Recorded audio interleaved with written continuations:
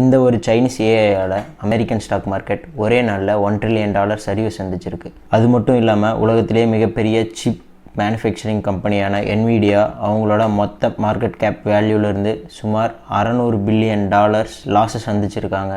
இதுக்கு எல்லாம் காரணம் என்னென்னா, சைனாவோட ஏஐ ஸ்டார்ட் அப் நிறுவனமான DeepSeek இந்த மாதம் ரிலீஸ் பண்ண அவங்களோட அட்வான்ஸ்டு திங்கிங் ஏஐ மாடலான DeepSeek R1 தான் காரணம். பல டெக் நிறுவனங்கள் அவங்களோட ஏஐ மாடலை பில்ட் பண்ண அவங்க பல $பில்லியன் செலவு பண்ணிட்டு வர இதே காலகட்டத்தில் வெறும் $6 மில்லியன் DeepSeek அவங்களோட ஏஐ மாடலை உருவாக்கியிருக்காங்க.